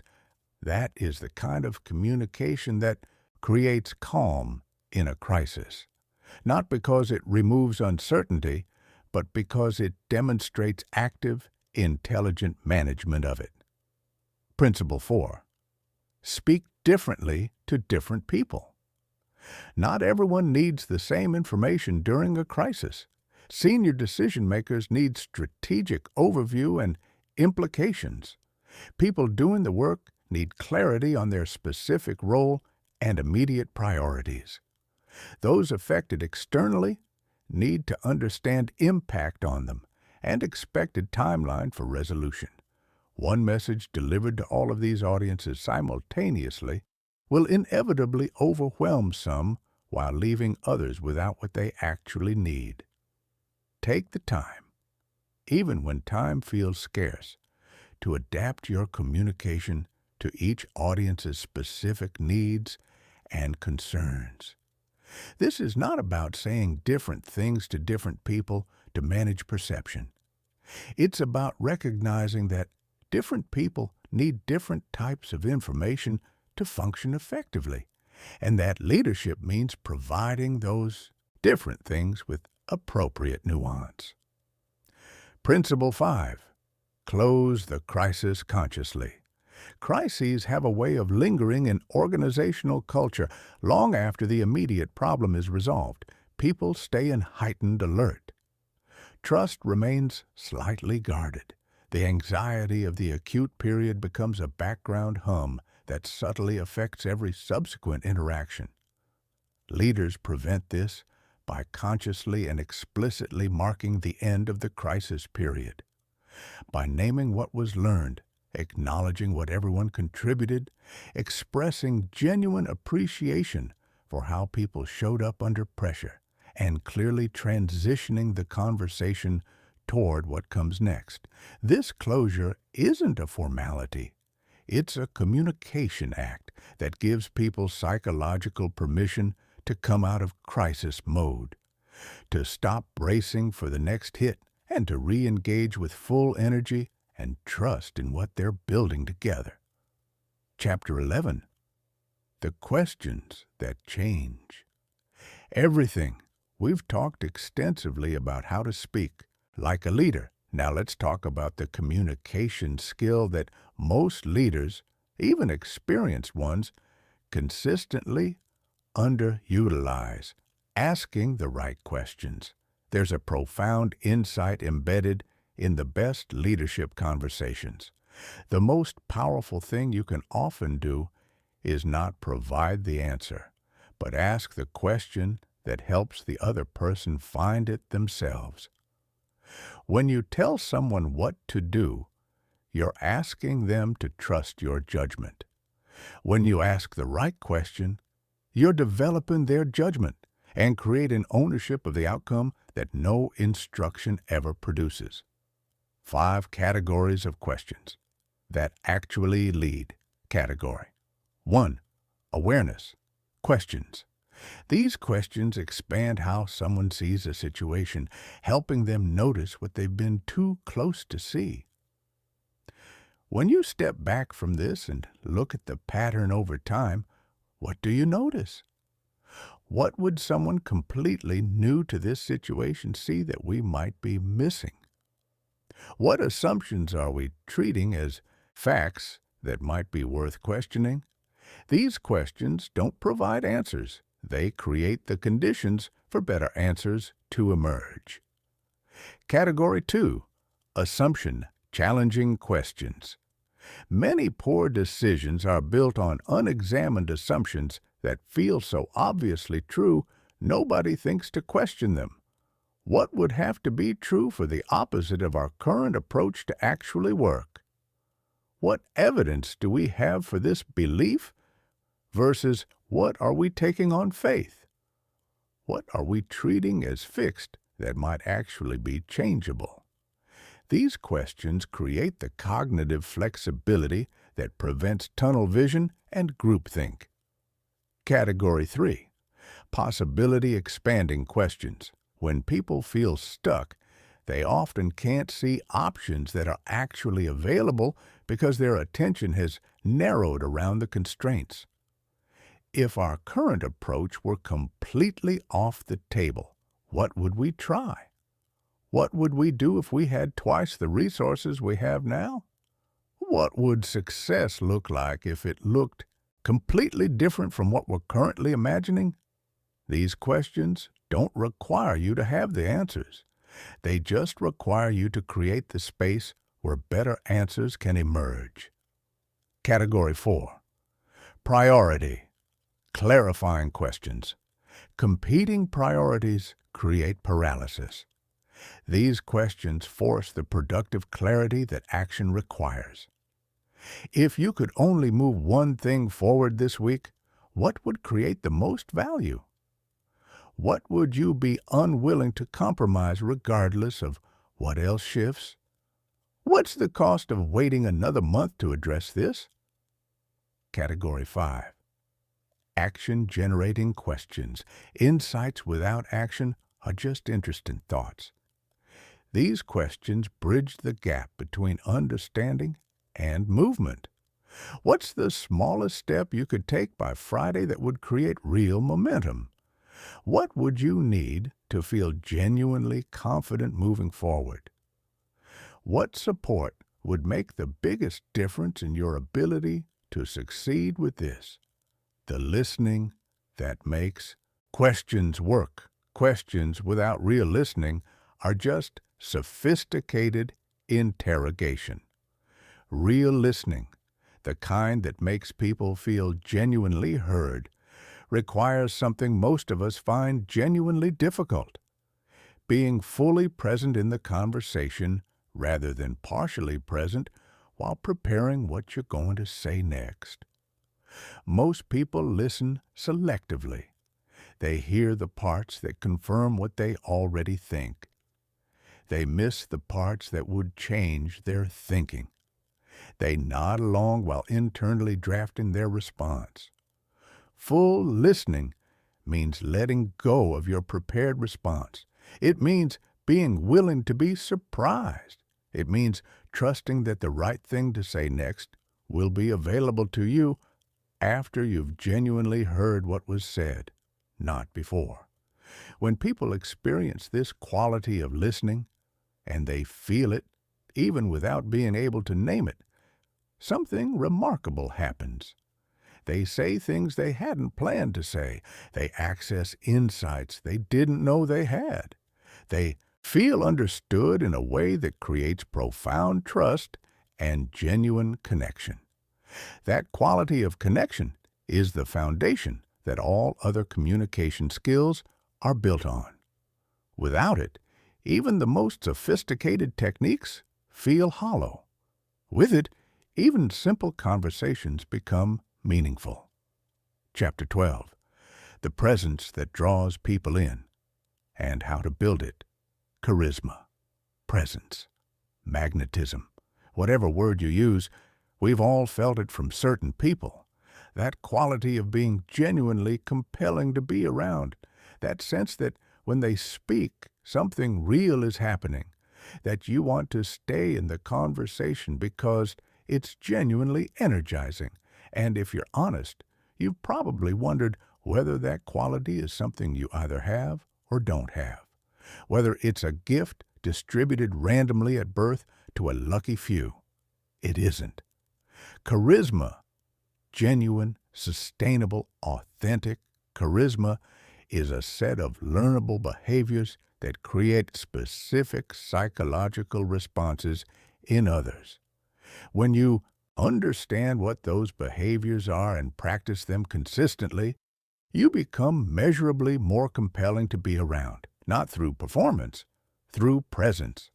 The 5 behaviors of genuinely magnetic communicators. Behavior 1. Complete attention.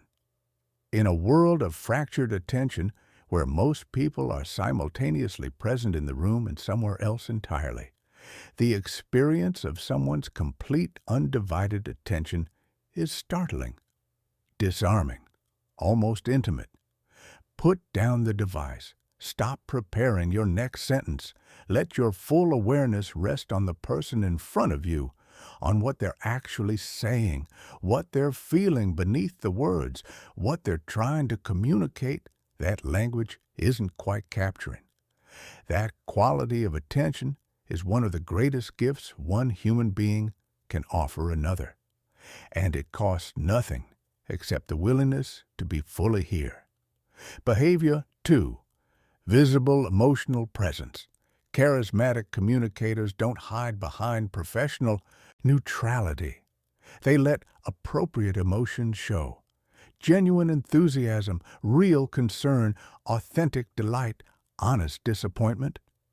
This isn't about being dramatic or emotionally unregulated.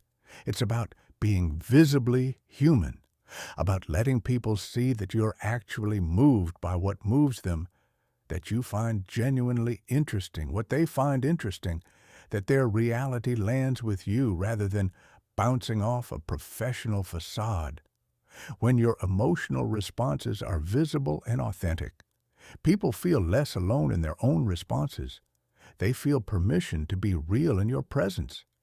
And that permission creates the kind of connection that makes conversations genuinely memorable. Behavior. 3. Telling stories instead of making points. Abstract points enter the conscious mind and often stay there, processed briefly and then forgotten. Stories enter through a different door. They activate multiple brain systems simultaneously. They create experiences rather than information. They stick. When you want to communicate something important, a value, a principle, a lesson, a possibility, resist the pull toward the direct abstract statement. Reach for the story that embodies it instead. Not resilience is important in this kind of work, but I remember a moment 3 years ago when everything seemed to be falling apart at once. And what I learned in that moment about staying focused on what you can actually control changed how I've approached every difficult situation since. Same content, completely different impact. Because one is information and the other is experience. Behavior. 4. Curiosity. That's actually genuine. You can't fake real curiosity. People feel the difference between someone who's asking questions because they genuinely want to know and someone who's asking questions as a social technique. Real curiosity means being genuinely interested in how other people see the world. Not because it's useful to you, but because other people's perspectives are genuinely fascinating when you let yourself actually be interested in them. This might require some internal work. If you find yourself going through the motions of interest without actually feeling it, the solution isn't better acting. It's finding the genuine thread of curiosity that's available in almost every person and every conversation if you look for it honestly. What shaped this person's perspective? What have they learned that I haven't? What do they see that I'm missing? Those questions, asked sincerely, make almost anyone interesting. Behavior 5. Optimism. That's earned, not performed. There's a kind of optimism that repels people. The relentlessly cheerful, nothing is ever wrong, everything is always wonderful performance that feels exhausting to be around because it's so obviously disconnected from reality. And then there's the kind of optimism that draws people in, the grounded, evidence-based conviction that challenges can be navigated, that people are more capable than their current circumstances suggest, that difficult situations contain seeds of something better if you're willing to look for them and work for them. That second kind of optimism is magnetic because it's earned, because it comes from someone who has actually been through difficult things and found their way through, and whose belief in positive outcomes is therefore not naive, but experienced. Cultivate that kind of optimism, not by pretending things aren't hard, but by consistently looking for and finding what's possible within the hard. Chapter 13. Your transformation starts in the next conversation. Everything in this book means nothing, absolutely nothing, if it stays in your head. I want to say that clearly without softening it, because I genuinely believe it and because I think you need to hear it from someone who isn't just trying to make you feel good. Knowledge without practice is just a more sophisticated form of staying the same. You can understand every principle in these pages perfectly, articulate them flawlessly, even teach them to others, and still communicate exactly the same way you did before you started reading, because understanding and doing are not the same thing. Not even close. The transformation that's possible for you. The version of yourself that walks into rooms with genuine authority, that has difficult conversations without dreading them, that inspires people not through performance, but through authentic presence. That version of you exists. But it exists on the other side of deliberate, consistent, sometimes uncomfortable practice, not on the other side of understanding. So let's talk about what implementation actually looks like. Phase 1. See yourself. Clearly, before you can change patterns, you have to see them accurately. And most of us have significant blind spots about our own communication. Here's the most direct path to clarity. Record yourself.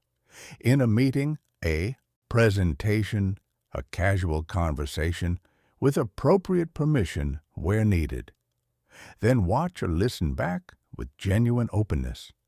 Most people find this deeply uncomfortable. What you hear will probably surprise you, and not entirely pleasantly. The filler words you didn't know you were using. The upward inflection that turns your statements into questions. The speed that signals anxiety rather than confidence. The moments where you talked over someone before they'd finished their thought. This discomfort is valuable. It's the gap between your self-perception and your actual impact. And closing that gap is where transformation begins. Supplement the recording with honest conversations with people who know you well and will tell you the truth. Ask specific questions. When do I seem most credible to you? When do I lose you?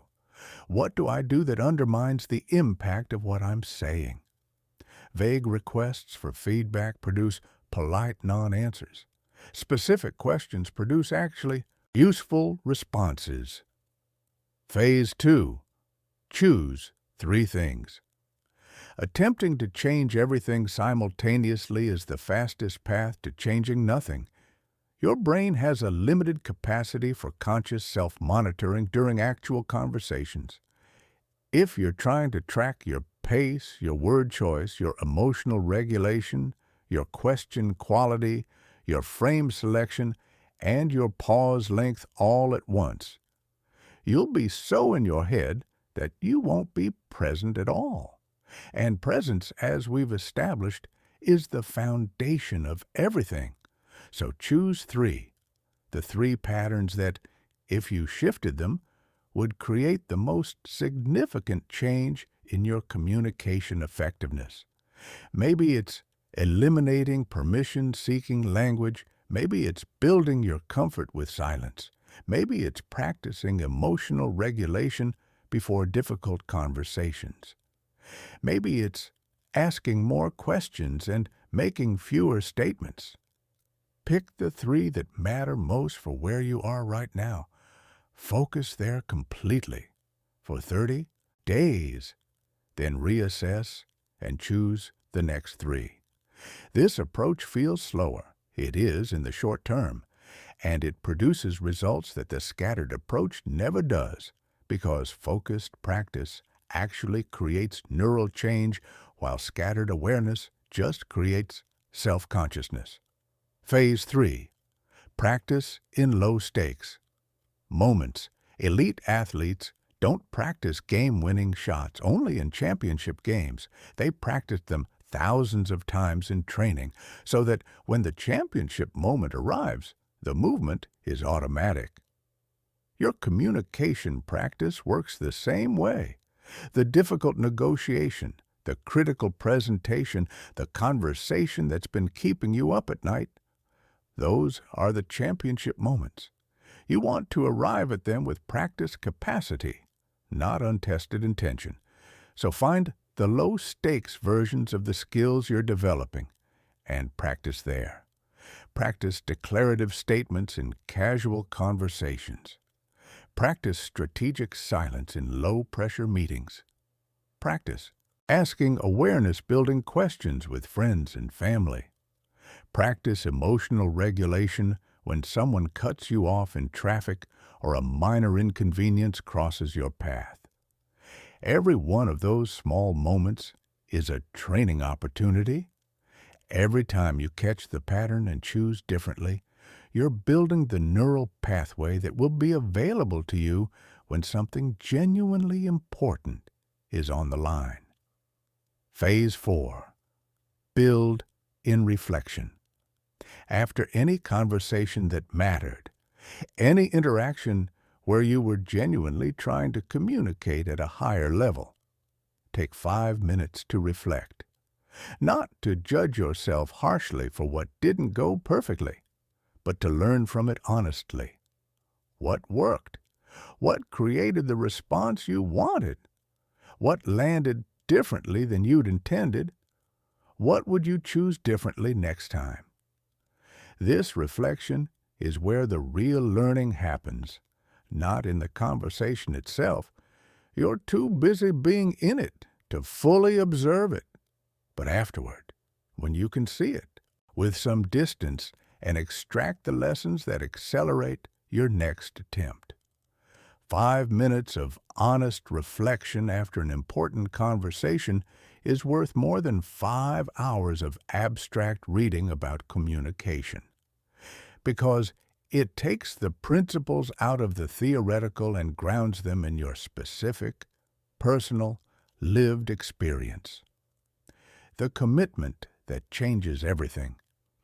Here's what I know about the people who actually transform their communication, who genuinely become the kind of leaders whose words create real impact, whose presence shifts rooms, whose conversations produce outcomes rather than just exchanges of information. They didn't get there through sudden inspiration. They got there through consistent, daily, sometimes boring commitment to practicing something specific, getting feedback on it, adjusting, and practicing again. They treated communication not as a personality trait they either had or didn't have, but as a craft they were developing, with the same seriousness, the same dedication, the same willingness to be a beginner that any craft requires at the start. And somewhere in the middle of that process, usually before they expected it, something shifted.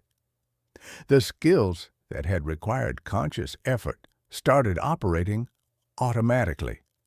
The patterns that had felt awkward started feeling natural. The presence that had seemed to belong to other people started feeling like their own. That shift is available to you, not as a promise, but as a genuine possibility, one that becomes a probability the moment you stop treating this as content to consume and start treating it as a practice to embody. Your next conversation is an opportunity, the one after that, every single one, not to be perfect, not to perform a version of leadership communication you've read about, but to be a little more intentional than you were before, a little more present, a little more willing to choose your words rather than default to them, a little more committed to the quality of the connection you're creating. That's all it takes. Not a dramatic reinvention, not a personality transplant, just slightly more consciousness, applied consistently over time. The leader whose words you want to have, the communicator you've been reading about for the last several thousand words, isn't someone you need to become. It's someone you need to let yourself be. Starting now, starting in your very next conversation, the room is waiting for you.